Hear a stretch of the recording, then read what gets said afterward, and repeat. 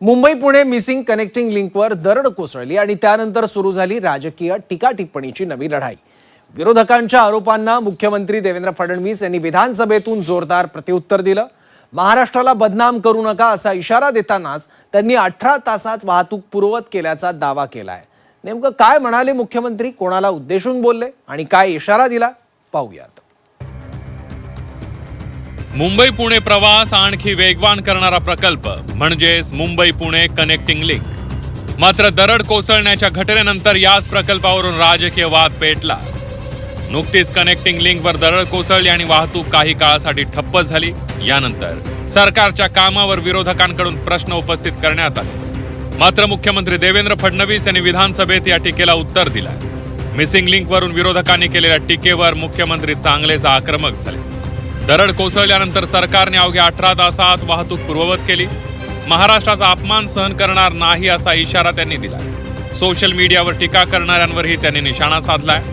मात्र प्रकल्पांवर टीका करण्याऐवजी महाराष्ट्राच्या प्रगतीकडे पाहण्याचं आवाहन मुख्यमंत्र्यांनी केलं। महायुतीत हिम्मत होती म्हणून कनेक्ट लिंक तयार झाला असंही देवेंद्र फडणवीस यांनी सांगितलंय। तर विरोधकांनी फडणवीसांच्या आवाहनावर पलटवार केला। ठाकरेंच्या शिवसेनेचे आमदार भास्कर जाधव यांनी या प्रकल्पात घोटाळा झाल्याचा आरोप केला। आणि सवाल हा नाही आहे, अरे देवेंद्र फडणवीसला शिव्या द्या, त्याला सवय आहे, शिव्या प्रूफ आहे मी। कारण जीवनात एकच गोष्ट शिकलो, आजपासून 10 वर्षांनी हे शिव्या देणारे दिसणार नाही, पण ती कनेक्टिंग लिंक असेल आणि देवेंद्र फडणवीसचं आणि एकनाथ शिंदेचं नाव असेल। पण माझा आक्षेप या गोष्टीला आहे, मला बदनाम करा पण महाराष्ट्राला बदनाम करू नका। हेच मुख्यमंत्री विरोधी पक्षाचे नेते होते, विरोधी पक्षात होते त्यावेळेला सकाळ संध्याकाळ ज्या सरकारवर आरोप करत होते तेव्हा महाराष्ट्राचा अपमान होत होता की सन्मान होत होता? हे असंच आहे। आपण मात्र स्वतः सत्तेमध्ये असल्यानंतर काही चुका केल्या तर मला बोललं, तर महाराष्ट्राला बोललं, मला बोललं, हिंदू धर्माला बोललं, आमच्या धोरणाच्या विरोधात बोललं, हिंदुत्वाच्या विरोधात बोललं। अरे असे कुठल्या तरी मुद्द्याच्या आडून कशाला वार करता, कशाला वार करता? खुलेआमपणे सांगा ना, त्या मिसिंग लिंकच्या कामामध्ये करोड रुपयाचा भ्रष्टाचार झालाय म्हणून। काही लोक तर असे आहेत की एखाद कोटी खोटारडे लोक मेल्यानंतर ते पैदा झाले असते आणि लाजही वाटत नाही खोटं बोलायला। कनेक्टिंग लिंक सुरू झाल्यानंतरही दुसऱ्या दिवशी टीव्हीवर येऊन खोटं बोलतात। एखाद कोटी, जयंतराव तुम्ही हसू नका, मी तुम्हाला नक्की सांगतो, आपल्याकडे काही हे नाही आहे, पण 1 कोटी खोटारडे मेल्याशिवाय पैदाच नाही होऊ शकत। पण मी तुम्हाला सांगतो, एक लक्षात ठेवा,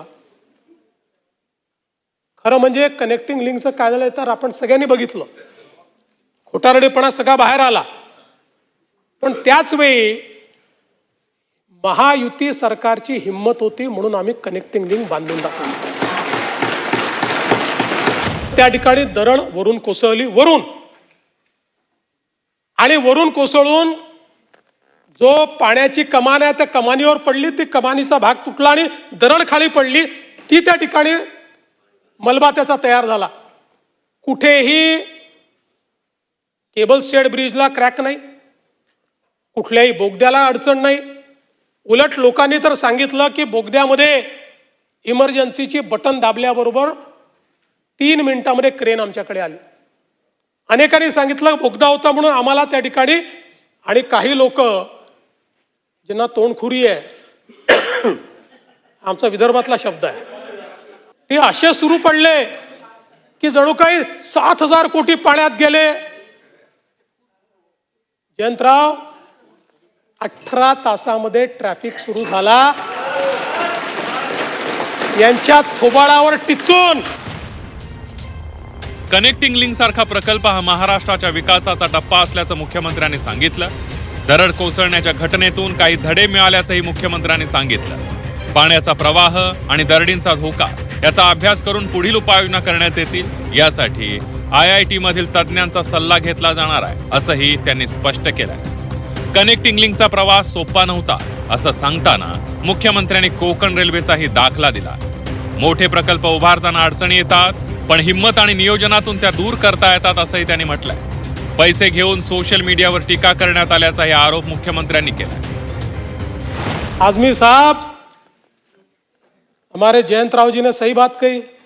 जिनको कुत्ता नहीं पहुंचता वो आजकल सोशल मीडिया पर आकर सबको गाली देते हैं, मुख्यमंत्री को भी गाली देते हैं।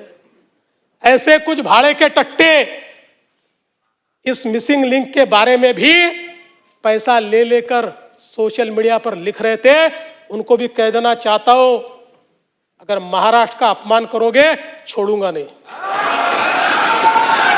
महाराष्ट्रातील धोरणं जी असतात, महाराष्ट्रातील काम करत असताना सरकार जे काही काम करतं त्यामध्ये लोकांची मतं जी ती आम्ही विरोधक म्हणून मांडत असतो आणि त्याला वेगळा मुलायमा देण्याची गरज मला वाटत नाही। मुख्यमंत्र्यांनी तसं समजण्याची सुद्धा गरज नाही।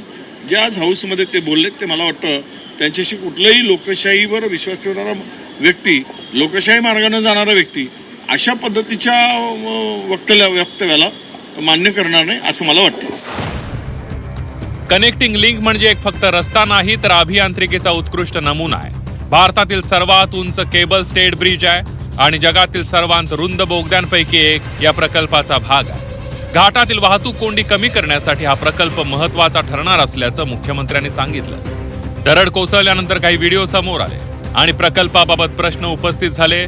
मात्र बोगद्यातील सुरक्षा व्यवस्था आणि तातडीच्या उपाययोजनांमुळे मोठी दुर्घटना टळल्याचं सरकारकडून सांगण्यात आलं।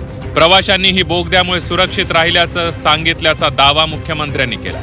डोंगर असो की आव्हानांचा कडा, विकासाचा मार्ग नेहमी संघर्षातून तयार होतो। कनेक्टिंग लिंकवरची दरड फक्त एक घटना होती, पण त्यावरून सुरू झालेला राजकीय वाद आता विधानसभेपर्यंत पोहोचलाय। ब्युरो रिपोर्ट, झी 24 तास।